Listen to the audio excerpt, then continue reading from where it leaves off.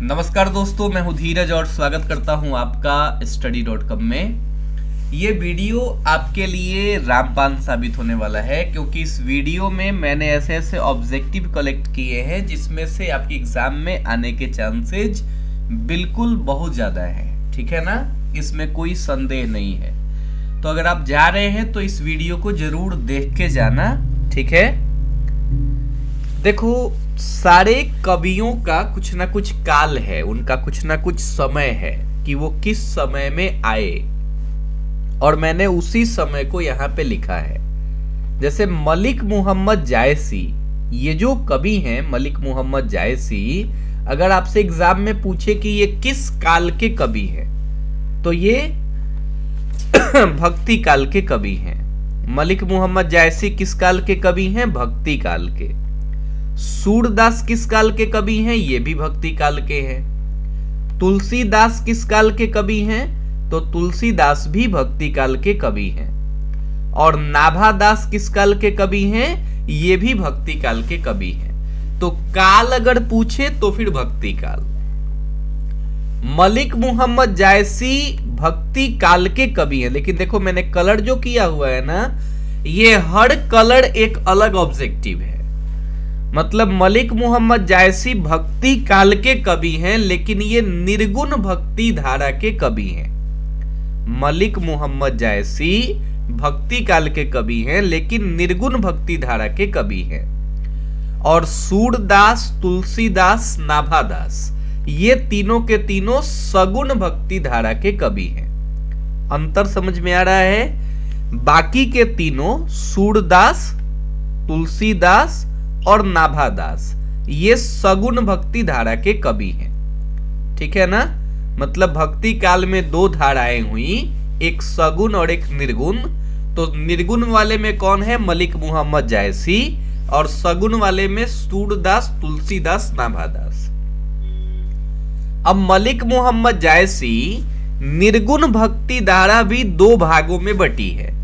एक को बोलते हैं प्रेमाश्रयी शाखा, और दूसरे को जरूरी नहीं है आपको जानना, ऐसे उसको ज्ञानाश्रयी शाखा बोलते हैं। ठीक है ना, तो ज्ञानाश्रयी शाखा के कोई कवि आपके बुक में नहीं पढ़ने हैं। प्रेमाश्रयी शाखा के कवि हैं मलिक मोहम्मद जायसी, याद रखना।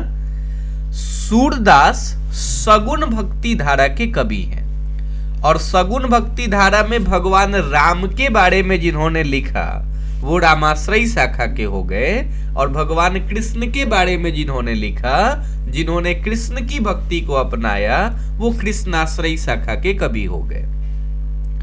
तो सूरदास ये कृष्णाश्रयी शाखा के कवि हैं, और तुलसीदास रामाश्रयी शाखा के कवि हैं।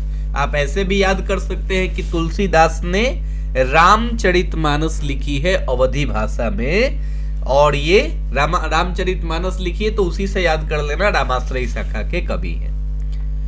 नाभादास भी रामाश्रयी शाखा के ही कवि हैं। राम भक्त थे, सगुणोपासक थे, मतलब सगुण भक्ति धारा के उपासक थे। इन चारों को समझ लिया तो आगे है भूषण। ये जो कवि हैं भूषण, इन्होंने शिवाजी के बारे में आप लिखी हुई है, रचनाएं की हुई हैं, आपको पता ही है। वीर रस के कवि हैं। किस रस के? वीर रस के, याद रखिएगा। ठीक है, और वीर रस के कवि हैं। सूरदास ने जो रचना की है वो वात्सल्य रस है।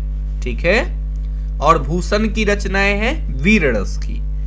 भूषण किस काल के हैं? तो भक्ति काल के बाद जो काल आया वो है रीति काल।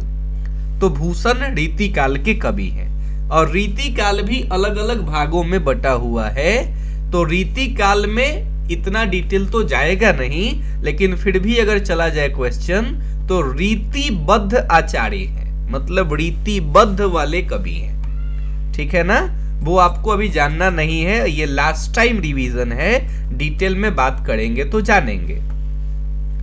जयशंकर प्रसाद ये छायावाद के कवि हैं, बहुत ज्यादा इंपॉर्टेंट है, और इन्होंने ही कामायनी लिखी हुई है, याद है आपको।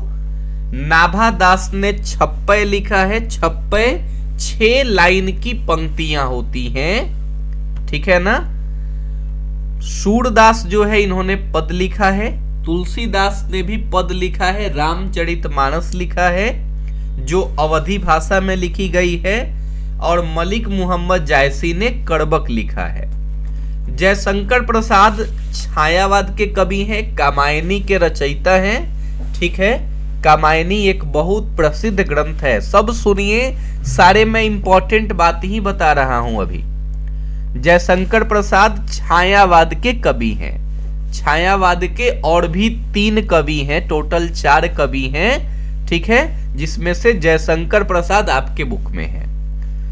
सुभद्रा कुमारी चौहान, ये राष्ट्रीय धारा एक चली थी, उसी राष्ट्रीय भावधारा की कवित्री है।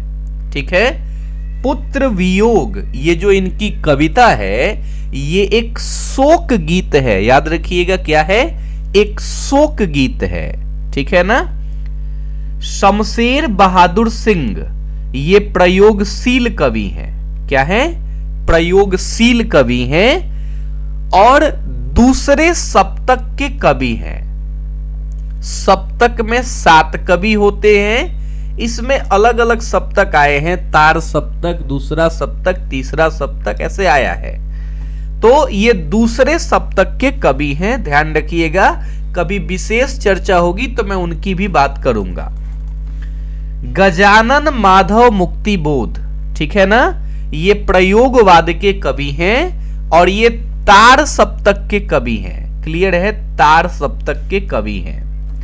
रघुवीर सहाय, ये भी दूसरे सप्तक के कवि हैं। अशोक वाजपेयी, एक आंदोलन चला था कविता के क्षेत्र में, अकविता, क्या, अकविता, और उसी अकविता के कवि हैं अशोक वाजपेयी।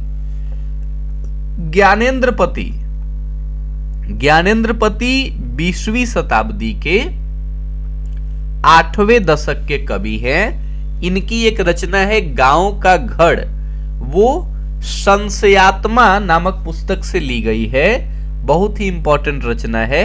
ठीक है ना। ये जो मैंने वीडियो बनाई है ना, बहुत कम समय में बहुत सारी बातें बताई हैं, अपने सभी दोस्तों के साथ शेयर कर दीजिए। अगर ठीक ठाक व्यूज आता है तो फिर इसके बाद एक और वीडियो ऐसा ही आएगा जिसमें बहुत कम समय में बहुत सारी जानकारी होगी। ठीक है ना। चलिए, ओके, थैंक यू।